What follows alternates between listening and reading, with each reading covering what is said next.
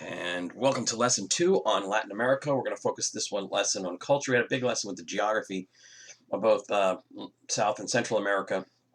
So we'll spend some time today just going through some cultural points about the cultures of Central America, which includes Mexico, and South America. First thing we'll address, the first major Roman numeral point here under this would be language. Obviously, Spain was the major force behind the conquest and the colonization of the New World, but you look at Central and South America, most of it speaks Spanish. There is one difference, and that's why does Brazil speak Portuguese?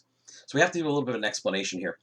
Prior to Columbus coming across the Atlantic, the Portuguese were probably the best European power in terms of exploration. They had explored underneath the kind of arm of Africa there, the western arm of Africa, and started establishing trading outposts along the West African coast. They also had the furthest settlement west into the unknown, the flat Earth kind of thing. Like, oh my God, we're here at the Azores Islands. So if you look at a map of the Azores, you can see where they are. So they're there. So they kind of thought that they had been the one to explore all the way out there, and that when Spain came across, they were violating their territorial space. So the Brazilians, Brazil's not that far away from Africa. So if you think about it, like the part of Brazil and Africa, they could fit together in a puzzle piece kind of setting. But you have the uh, the Portuguese had started settling in, or at least exploring the Brazilian coast, and they thought that was their territory. So you got from like 1492 to 1495 a situation here where these two countries could go to war with each other over territory. And so who do you go to solve that? And the answer is you go to the Pope, who happened to be a Spaniard at the time, Alexander the Sixth. His roots were in Spain, but he's one of the Borgia popes. Borgias and Medici's controlled the papacy a lot in that time period in the Renaissance. But the Pope said, okay, well, let's play out the maps. And here's the Catholic Church negotiating and mediating this dispute when 5 years earlier they thought that the world was flat. So they said, okay, we're going to draw a line. In the Treaty of Tordesillas in 1496, they drew a line that would basically include part of Brazil, the very tip, like the eastern part that sticks out into the ocean. And then the Treaty of Zaragoza, about 30 years later, they moved it inland a little bit more to give Brazil essentially what would be, away to Portugal. So they kind of said, okay, you can have that. Now, Portugal understood that as this treaty was written out, that anything east of that line would be theirs. So that means West Africa, the territories that they were starting to explore. And then by 1497, Vasco da Gama goes around the Horn of Africa and then gets to India, and then we get to the Far East, and they establish trading outposts there. So that's why Portugal is the dominant player in the Portuguese language, obviously the dominant player there in Brazil. So that's how you'd have to look at that now. So that's why there's one little language difference. Now, interestingly enough, if you look, we mentioned that with regard to the British Honduras situation, that they speak mostly English there because that was a British outpost. But the Caribbean is a different story when it comes to cultures. We mentioned that in the probably in the geography video a little bit, that the culture of the Caribbean is based on a lot of things. It's a lot of Black African influences from the slaves who were brought over, and you had lots of different places settling in there. So you had a French part of Hispaniola, the Haiti part, the Dominican Republic's on the other side of the island. One side speaks French, Haiti, the other side speaks Spanish, the Dominican Republic. You have the Dutch in Aruba and Curacao. You have obviously the English there in Jamaica and Bahamas. So there's a real mix in the Caribbean, but it's not that way when you look at most of Central and South America. So again, language, Spanish, Portuguese in Brazil, and the Caribbean is a mix. Okay. Second Roman numeral point here is you look the way the culture was established. When the conquistadors came over, Cortez burned his ships. Cortez burned his ships, made sure his men were highly motivated to make sure that they were staying there for the long haul. And the local Aztec populations there in Central America, I think, had a sense that bad things were going to happen. And they believed that if bad things happened, it was the result of their leadership losing favor with their gods. or that it was the end, like the end times. And so when the conquistadors came over, they actually gave Montezuma up, thinking that if we give up our bad leader, the gods will smile upon us and all this will go away and the Spanish will go away, and they didn't. So you can consider this to be a kind of a sociology experiment here. When your culture completely kind of abandons you, when your gods, your worship practices abandon you, you're going to have to find a new culture to adopt or create one. And so the local peoples, when they understood that the Spanish were coming and they were staying and they weren't being smited by the Aztec gods, and anything that they did didn't help, slowly but surely they started adopting Spanish culture. So now the first wave, now if you think about a hierarchy, in a culture there's always going to be a hierarchy. One thing about, you take a cultural anthropology class, is that you'll see that there's hierarchies in every culture. I mean, tribal cultures, industrialized societies, post-industrial, everybody, there's a ranking. So you want to kind of write these down in order and kind of explain them. That would be fine. First is the peninsulares, in terms of power and prestige and being on the top rank. The peninsulares, Peninsulares. The peninsulares are the first kind of generation, or the first wave of immigration there. The conquistadors, the rulers, who come from Spain. They're born, they're pure European bloodline, born in the Old World, in Spain, on the Iberian Peninsula. That's where we get the name Peninsulares. And then they come over and they settle. And they settle down, and they are the dominant players. They are the leaders of these areas. There weren't that many women coming over, obviously. So you're not going to talk about necessarily at the beginning part, at least, having a lot of native-born populations there. They will come eventually, but you're going to have this wave after wave after wave until maybe about 1580, when there's not that many opportunities for advancement, not that many economic opportunities by the end of the 16th century. So the peninsulares are slowly going to die off and create the next generation. When you start importing the women over there, then you have the idea of pure-blooded Spanish, but born in the New World. So you have a rich aristocratic landowner type who has a bride come over, or brings his bride over from Spain and settles down, has kids there. So the generation that's born in the New World, who are pure-blooded Europeans, they're called Creoles, Creoles, Creoles, pure-blood Spanish, pure-blood Portuguese, in the New World, born in the New World, though. Now, obviously, as the Peninsulares disappear, the Creoles are going to move up. So the Creoles are going to move up, and they're going to become the dominant portion of the society. Now, there aren't that many rich elite people who can selectively choose to marry white European, Spanish, Portuguese women.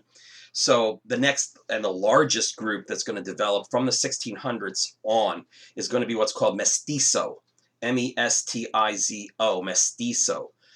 Mestizos are mixed bloods.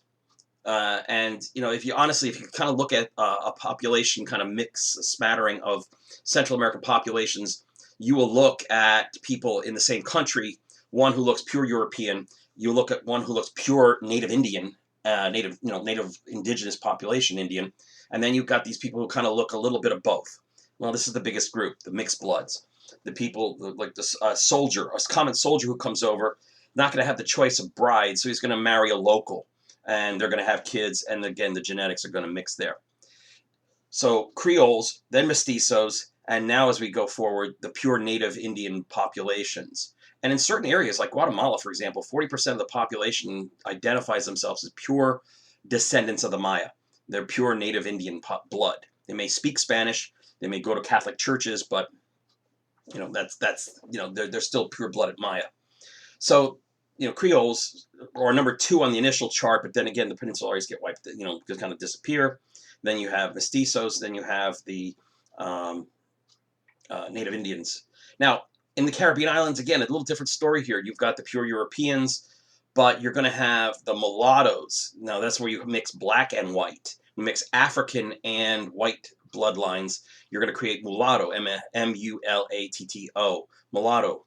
And then you have the black slaves, who are, and the native, whatever few native populations that were there, are the populations that are in charge, or in the Caribbean islands: white, mulatto, black slave, Native Indians. So you have that. Um, and so, this is how it's going to develop. It's going to develop over the course of 3 centuries until we really get some movement toward independence, political independence for these countries or these areas of Central and South America. All right, so that's just kind of ranking of the culture and how it develops. All right, so the third point here is going to be religion. I mentioned about these native religions the Aztec peoples had, and the fact that some of them might have felt betrayed by the religion, not protecting them, and all of a sudden they start adopting this new religion of the more superior, in control Spaniards. It helps when you start developing that kind of sense of commonality in language with the adoption of the Spanish language, when you have the adoption of a common religion. And even to this day, more than 90% of the populations in Central and South America are Roman Catholic, because the one thing that the powers the Spanish did, I mean, creating priests, Catholic priests, was an industry in Spain. I mean, especially when you get past the 1540s with the development of the Jesuit order in Spain under Ignatius of Loyola.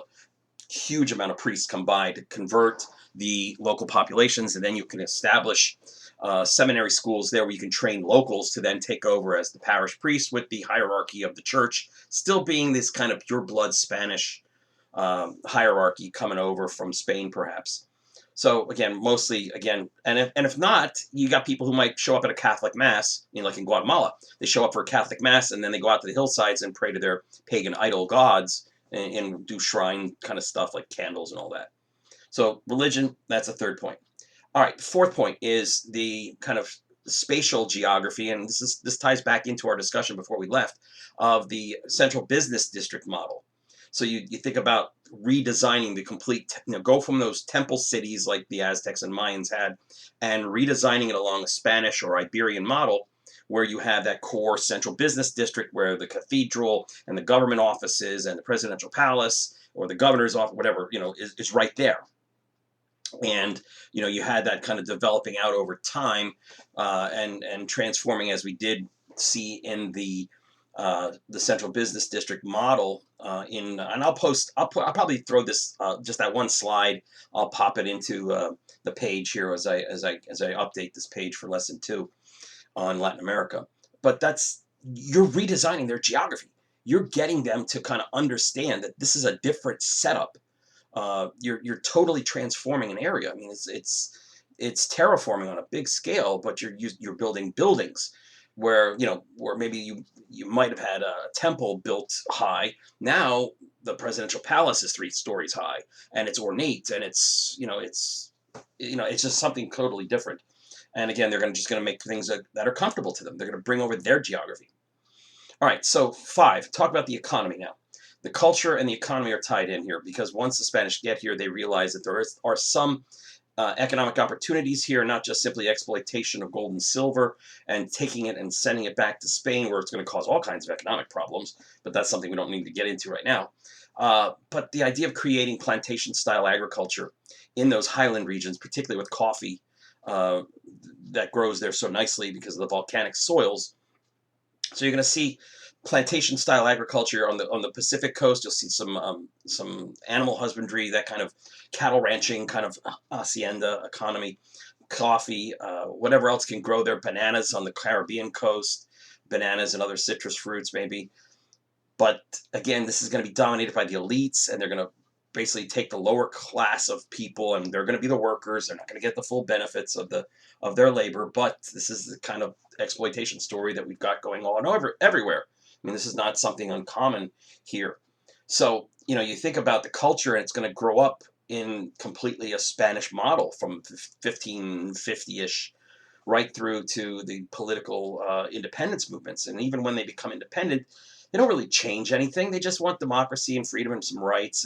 But it's still Spanish culture, and it's still the Roman Catholic religion, and it's still the Spanish language, and it's still, and even in Brazil and Argentina, there's going to be some wars back and forth there with that. But the people in these regions are going to hold to their values, and that's Spanish values, even though they're going to go through that wave of democracy, and rights, and like how turbulent the 19th century was. Remember, we talked about the Metternich system of trying to keep everybody in line. Well, it worked in Europe, but the outlying areas like the colonies, Spanish colonies, broke away in this time period as well. All right, so the sixth point we'll make here about the culture is a kind of trade-off between countries that have had dictatorships or overthrown dictators, CIA involvement, Banana Republic stuff, and countries that have big militaries like Nicaragua, Salvador, where it's a little out of control, versus countries like Costa Rica, where they don't. Costa Rica is an unusual country because they don't put the money into the army. They don't have an army. They have a police force and a border control, but they don't have an army. And you got to think about this. I mean, if you're going to create an army, the army is only useful if you're defending your country against an invader or you're going to go and invade somebody else. So this is not just a convenient thing to have. It's a costly thing to have. If you're not going to conquer territory, why have a big army? So Costa Rica is one of the unusual circumstances here because in both Central and South America, these countries have had periods of military rule, of dictatorship, of revolution, of civil war, of the army getting involved in all kinds of nastiness, except Costa Rica, because they don't have an army. So you might find, if you were to kind of Google the kind of educational landscape, the statistical landscape there about countries that have good educational systems and whether or not it increases, health, more, cuts down on infant mortality, there's more health, there's less crime. Costa Rica's put more money into that, into the social programs, than it is into guns, into weapons, into the military establishment. And, it's worked for the most part. I mean, you think about the countries in this area that have gone through pain, and whether it's, revolutionary violence or communist versus bad democratic, supposedly democratic leaders, like we're going to get to in the politics section of this. But this is, this is something that you have to think this through. You have to make the deliberate choice to take the money out of the hands of the military, or don't even have one, and put it into social programs, put it into healthcare, put it into education, put it into infrastructure like roads and water systems and electrification. That's going to benefit the people more. So again, culturally, if you grew up in a time in a case where the emphasis was on strength and might, you're going to find chaos, and chaos doesn't necessarily lead to good things. Most of these countries have had civil war and strife in them, except for Costa Rica. So, that's what we do there. All right, so the cultures here. There may be an article. You might see something else. I haven't figured out exactly what I'm going to do to add to this, because it's only about an 18-minute long video. And so, work on that. I might throw an article out there, and that'll be for the lesson 2 on Latin America. Then lesson 3 will focus a little more on the emerging market of Brazil when it's transitioning from a military dictatorship to more open markets, and kind of see a video that takes place in the middle of it, in the middle of that process, which isn't perfect. And we'll go from there. So hopefully everybody's well, and for you guys, just kind of hang in there, and we'll get back to you for period 12. We'll see you. This will be done after the break for period 2. I'm seeing you there. Have a good break, and catch you later.